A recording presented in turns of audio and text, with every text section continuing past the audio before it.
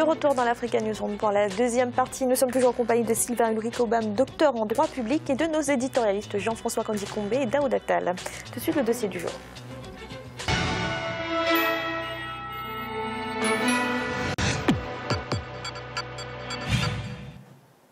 En République démocratique du Congo, plus d'un mois après l'annonce d'un dialogue national par le facilitateur Edem Kodjo, le comité préparatoire n'a toujours pas été mis en place. Plusieurs blocages subsistent dans l'organisation de ce dialogue et pour une partie de l'opposition, c'est l'objet même de ce rendez-vous qui est rejeté.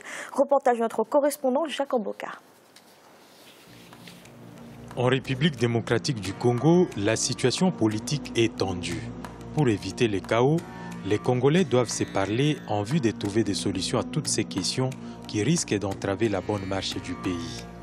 Un dialogue politique a été initié par le chef de l'État Joseph Kabila avec Edem Kodjo, l'ancien Premier ministre togolais, comme facilitateur, qui peine à constituer un bureau préparatoire. Bien que la majorité présidentielle et le principal parti d'opposition UDPS d'Étienne Tshisekedi soient disposés à prendre part à ces pourparlers, l'opposition réunie au sein de la dynamique de l'opposition, les Fronts citoyens pour l'alternance 2016 et le G7 ont toujours refusé de prendre part au dialogue de peur de légitimer le maintien au pouvoir du président Joseph Kabila au-delà de délais constitutionnels. Réélu en 2011 pour un second et dernier mandat, l'actuel président de la République Joseph Kabila achève son mandat en décembre 2016. Face à l'incapacité de la Commission électorale nationale indépendante d'organiser dans les délais l'élection présidentielle, le décor d'une plausible transition est planté. Si certains estiment qu'il faudra trouver quelqu'un d'autre pour diriger une transition qui se dessine, du côté de la majorité présidentielle, on s'en tient à la décision rendue le 11 mai 2016 relative à l'interprétation de l'article 70 de la Constitution. Le président Joseph Kabila reste en place jusqu'à l'installation du nouveau président élu. Une décision contestée par l'opposition dans son ensemble. Pour les observateurs, une question reste pendante. La classe politique congolaise a-t-elle un autre schéma que celui du dialogue? Le dialogue est un espace républicain et démocratique où il est permis de poser toutes sortes de questions et d'évoquer toutes sortes de propositions pour consolider la gestion de notre pays sur le plan démocratique. Le processus du dialogue politique est resté plusieurs mois au point mort. Pour le relancer, l'Union africaine avait désigné l'ancien Premier ministre togolais Edem Kodjo comme facilitateur. Une réponse à la demande de l'UDPS qui avait exigé une médiation internationale. Arrivé à Kinshasa pour les consultations avec la classe politique et la société civile au mois de janvier, Edem Kodjo est revenu au mois d'avril en vue du démarrage du dialogue. Cependant, sa mission est confrontée à de nombreux écueils, au niveau notamment de la constitution du bureau préparatoire, rendant difficile la tâche du facilitateur. On considère la mission comme une mission impossible. Moi, je ne la considère pas du tout comme une mission impossible. Il n'y a pas de choses impossibles pour les hommes de bonne volonté. S'il y a des problèmes, il faut des hommes de bonne volonté pour les résoudre. Et c'est à cet égard que je suis là, mandaté par Mme Zouma, la présidente de la Commission de l'Union africaine. Pragmatisme et l'égalité, voilà les deux concepts que le dialogue politique en RD Congo est tenu d'observer. Il faudra rester légaliste face à la Constitution et pragmatique face au contexte politique. Mais avant d'y arriver, il faudra avoir l'adhésion de tous. Chose difficile face au refus de ceux qui continuent à croire que le dialogue est une piste pour le président de la République, Joseph Kabila, de rester au pouvoir au-delà de 2016. Nous avons compris plusieurs mois avant, plus de 10 mois avant, que c'était l'occasion pour le président Kabila et son système de se donner une réponse extra-constitutionnelle, non pas au problème des Congolais, mais au problème de Kabila, c'est lesquels? Vouloir rester au pouvoir et à vie. Voilà. Et nous avons dit non au dialogue. Mais je constate malheureusement, disons mieux heureusement, que les tenants du dialogue ont mis le dialogue dans les placards. Est-ce qu'on peut croire aux gens qui ont demandé un dialogue depuis 10 mois et qui ne sont pas capables de pouvoir le faire? Le refus de l'opposition d'aller au dialogue est nuancé.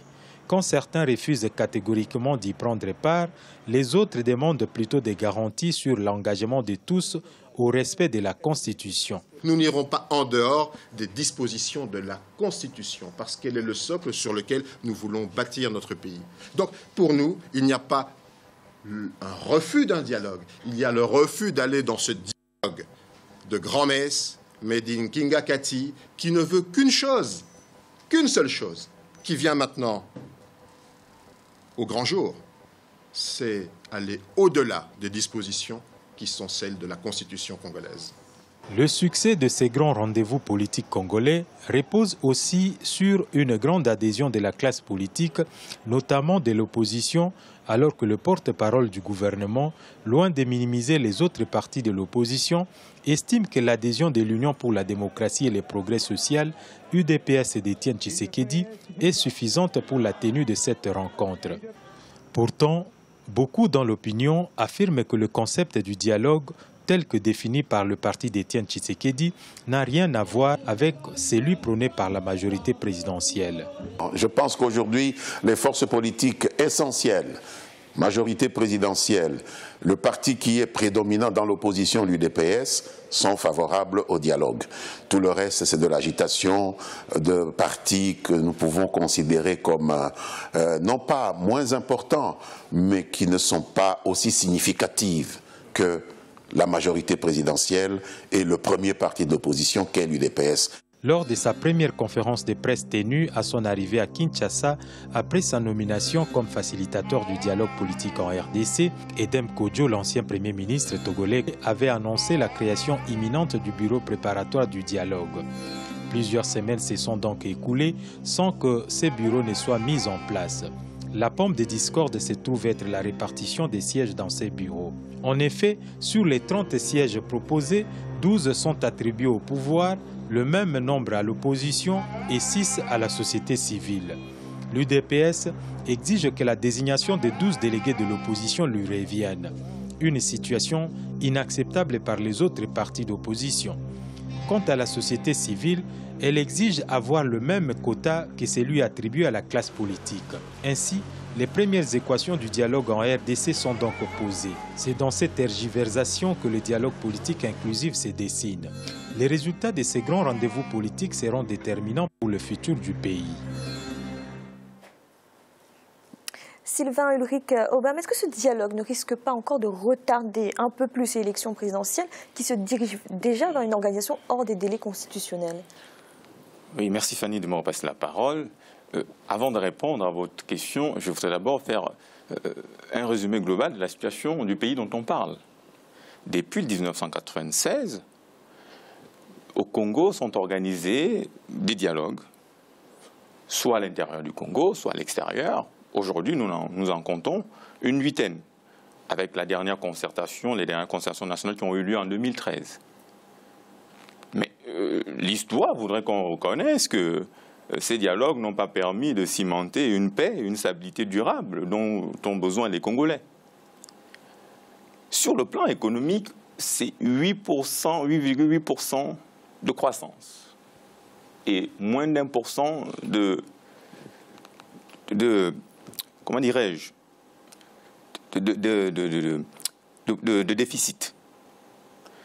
En même temps, le Congo est passé de 2013 à 2014 sur l'indice de développement humain du PNUD de la 186e à la 176e place.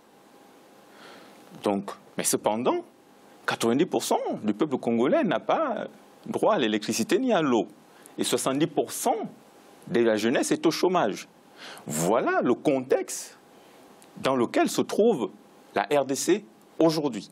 Alors pour vous, c'est un énième dialogue C'est un énième dialogue. Le dialogue politique est inhérent à la vie de toute nation civilisée. Il permet de résoudre les problématiques d'ordre électoral, comme ce cas-là. Mais ce dialogue-là, pour moi, il ne se justifie pas, pour deux raisons. Son contenu. D'une part, ce sont les questions plutôt d'ordre institutionnel qui sont prégnantes. Donc les questions techniques. Mais nous savons que tous les autres dialogues qui ont eu lieu ont traité de ces questions techniques, qui ont abouti à une application très difficile. Et les questions des moyens financiers pour justement financer l'organisation des élections me paraît aussi là spécieux et fallacieux d'autre part. Pourquoi? Parce que nous sommes dans un État qui a un gouvernement qui prévoit un budget annuel et un Parlement qui doit l'adopter. Donc l'année 2016 est une année électorale et on voudrait nous faire croire que dans le budget 2016, il n'y a pas eu une dépense prévue pour l'organisation et le financement des élections présidentielles. Donc il faut bien qu'il y ait un débat. Mais il faut une structure et un contenu pour que l'opposition admette d'aller au débat. Sinon, nous arrivons effectivement à déduire que le débat, le dialogue qui est sollicité. Donc c'est le cadre du dialogue qui, selon vous, ne va pas? Le cadre du dialogue ne va pas. Sa structure et son contenu sont en déphasage total avec les revendications du peuple congolais. Le peuple congolais est encore à la recherche d'une paix.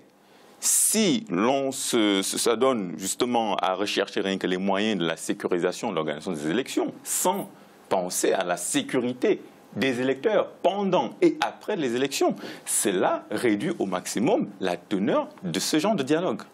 Daouda, vous êtes d'accord, ce n'est pas le principe du dialogue qui est en cause ici, mais c'est plutôt le cadre de ce dialogue?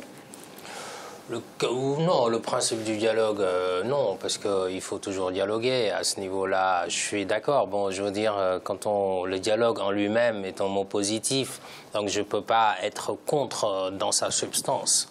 Maintenant, je pense que le contenu doit être effectivement affiné, bien déterminé. À un moment, on avait parlé d'un comité préparatoire pour savoir au moins quelles sont les questions qui vont être abordées, avec qui, etc. Et j'ai l'impression que cette démarche-là bat de l'aile un peu. Donc si la majorité présidentielle veut discuter avec l'UDPS parce qu'elle considère que c'est le principal parti, je me demande où est-ce que la majorité présidentielle classe les autres pans de la société congolaise. Il y a la société civile, il y a les autres partis, même si ce n'est pas des partis qui sont représentatifs plus que ou au même titre que l'UDPS, c'est quand même des gens qui ont, en matière qui ont une certaine position à défendre. En matière de démocratie, certes, c'est la majorité qui gouverne, mais on peut être une minorité et exprimer une idée qui est pertinente. Donc c'est aussi ça la démocratie. Donc je pense que les minorités n'ont pas à être exclues dans ce dialogue. Mais maintenant, pour revenir sur votre question, il me semble que le dialogue en lui-même, on a eu l'occasion de recevoir ici mon opposant Vital Kamerhe qui nous disait effectivement que le dialogue n'avait pas de sens parce que c'est déjà prévu dans les dispositions constitutionnelles. Au sein même des institutions, il est possible de dialoguer. Donc moi, pour résumer ma position, c'est le dialogue en soi est positif. Par contre, à condition que l'on sache sur quoi on va dialoguer et que cela n'entrave pas le processus électoral qui a déjà pris du retard. Je pense que c'est à ce niveau-là, si le dialogue concerne l'accélération du processus électoral, moi, je suis d'accord. Mais par contre, dialoguer, pourquoi dire bon, si c'est pour se trouver autour d'une table, pour pas dire l'essentiel, c'est pas intéressant. Alors justement, Jean-François, quels pourraient être les points abordés pendant ce dialogue? Les points abordés pendant ce dialogue, d'ailleurs, les acteurs eux-mêmes ne sont pas très clairs sur ce point. La majorité présidentielle, encore moins, alors que c'est la majorité présidentielle qui appelle au dialogue. Est-ce qu'il s'agit de négocier l'application de la Constitution ? Est-ce qu'il s'agit de négocier la mise à l'écart, même temporaire, de la Constitution? Est-ce qu'il s'agit de prendre acte du fait que la Constitution va arriver à un terme et qu'il faut ouvrir une période qui serait une période de transition? C'est autant d'hypothèses, mais on a besoin d'un peu de clarté et on ne l'a pas. Dans ce contexte, dans le contexte qui nous intéresse, il était très intéressant que notre invité rappelle tout à l'heure le nombre de dialogues qu'il y a eu. Il y en a eu une 8aine. Et alors, dans un pays dont la vie politique, les institutions sont gouvernées par un certain nombre de textes, et en particulier par la Constitution qui s'applique. Ceci est l'indicateur d'une chose qui est étonnante en République démocratique du Congo, je serais même tenté de dire choquante. Nous avons d'un côté la Constitution qui a été adoptée par le peuple, qui est censée exprimer la volonté de ce peuple pour qu'il se donne son gouvernement et qui, en principe, est un acte qui encadre les gouvernants qui sont là, pour qu'ils correspondent à la volonté du peuple congolais. Et à côté de cela, nous avons des dialogues qui sont la prétention d'une petite élite politique, des appareils politiques, à vouloir produire des règles, les seules règles qui les gouvernent eux. Ils sont qui face au peuple congolais? Il y a quelque chose de choquant. Donc, je pense que la question du principe se pose tout autant que la question du contenu. Et il a été évoqué dans le reportage, j'en aurais terminé là, la décision de la Cour constitutionnelle. C'est une décision que tout juriste, même le plus élémentaire, qui est en première année de droit et qui fait du droit constitutionnel à la fin de l'année, c'est qu'on n'interprète pas une disposition de la Constitution, l'article 70, dont on se prévaut. C'est une infamie juridique. Bon, on n'a pas le temps ici de développer, mais ce n'est pas un argument valable pour aller dégager le dialogue et dégager l'opposition.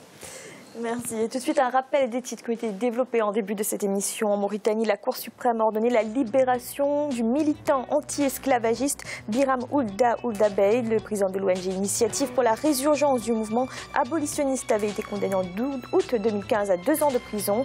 La Cour a requalifié les faits en délit passible d'1 an d'emprisonnement maximum. Et un hommage a été rendu ce lundi à l'ancien président Modibo Keïta à l'occasion de l'anniversaire de sa mort. L'actuel président Ibrahim Boubacar Keïta a appelé la jeunesse à s'inspirer de l'ancien chef d'État. Nous allons marquer une nouvelle pause. L'instant, la 3e partie de l'Africa Newsroom.